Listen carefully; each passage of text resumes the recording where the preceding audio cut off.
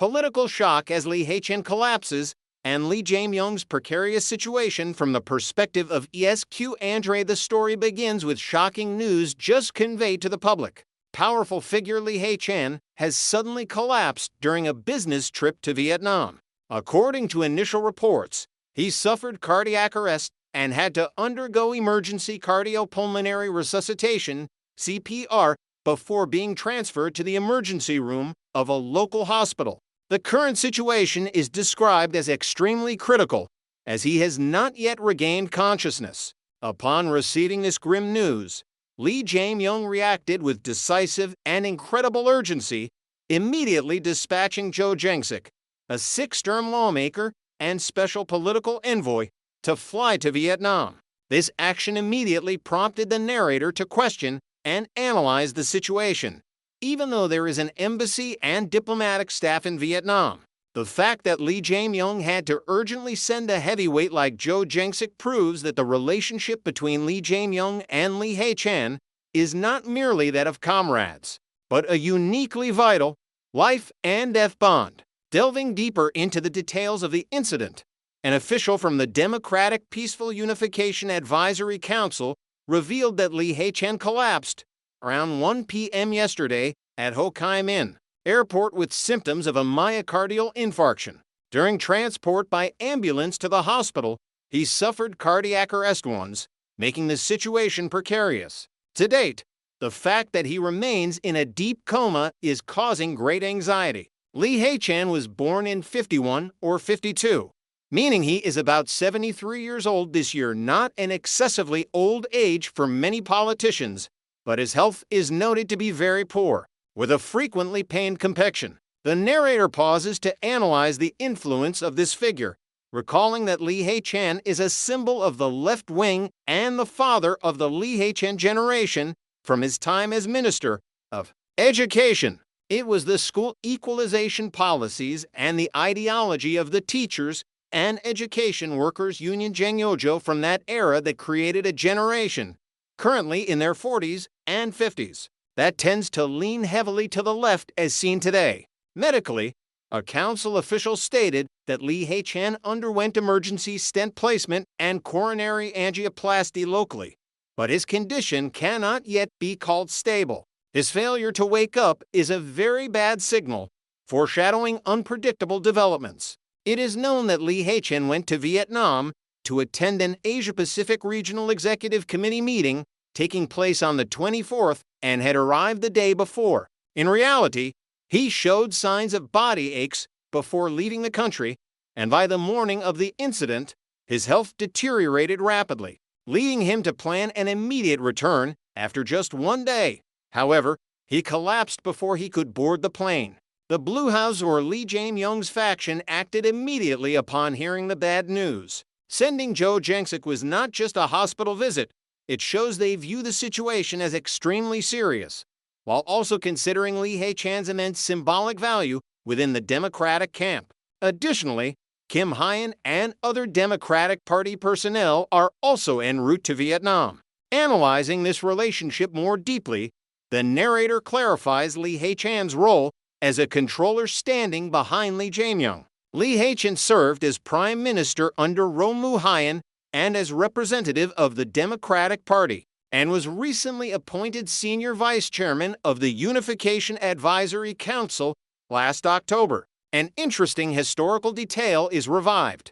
While Jang Dong-young brought Lee Jae-myung from the outskirts of Seongnam onto the central political stage, the person who truly godfathered Lee Jae-myung after he was sidelined by Moon Jae-in from the trip to Pyongyang along with figures like Park Won-soon and In Hee-young was Lee Hae-chan. It was Lee Hae-chan who held Lee Jae-myung's hand and helped his former assistant, Lee Hwa-young, sit in the chair of vice governor for peace in Gyeonggi. This connection is so intertwined that there is even photographic evidence of Lee Hae-chan and Lee Hwa-young visiting the Sangnam Wool Group factory in China together. It can be affirmed that Lee Hae-chan is the person with the greatest merit in helping Lee Jae-myung consolidate his position within the Democratic Party, which is why Lee Jae-myung always reveres him.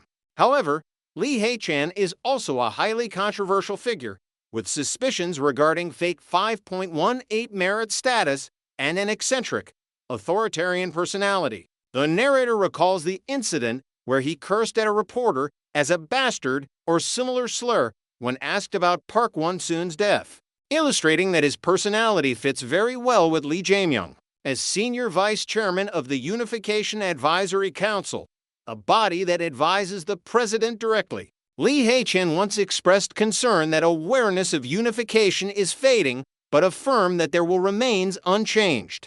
Lee Hae-chan's nature is not that of a reasonable person, but rather one of the bulldozer school and authoritarian leftism, similar to Jang Cheong-rae, making him a solid spiritual pillar and strategic advisor for Lee Jae-myung. The current situation becomes even more dangerous for Lee Jae-myung because the pro-Moon Jae-in faction is rallying around Jang Cheong-rae and Kim Woo-jun with plans to amend the party charter and merge with Cho Kook's party. Lee Hae-chan is the crucial counterweight to balance power against Jang Cheong-rae's faction, and whenever he faces difficulties, Lee Jae-myung seeks him out for advice. Therefore, Lee Hae-chan falling ill at this moment is likened to Lee Jae-myung losing the protective fortress behind him.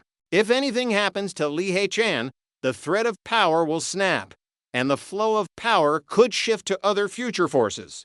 Kim Woo-jun publicly supporting Jang Cheong-rae is making Lee Jae-myung feel an extreme crisis, and Lee Hae-chan's absence at this time is a fatal blow. Lee Hae-chan, who was already heavily criticized by the conservative faction, is now lying unconscious in Vietnam, effectively pushing Lee Jae-myung's faction into a code red situation. Based on Lee Jae-myung's panic in immediately sending a high-level special envoy to Vietnam, it is evident he fears an unfillable power vacuum. If Lee Hae-chan's health does not recover, or if he is forced to retire from politics, Lee Jae-myung will lose his most important political shield against attacks from the pro-Moon faction and Jang Cheong-rae's group. It is highly likely that in the coming time, Kim Woo-jun and Jang Cheong-rae will accelerate the party reform process and the merger with Cho Kook's faction to isolate Lee Jae-myung when he no longer has his veteran strategist by his side.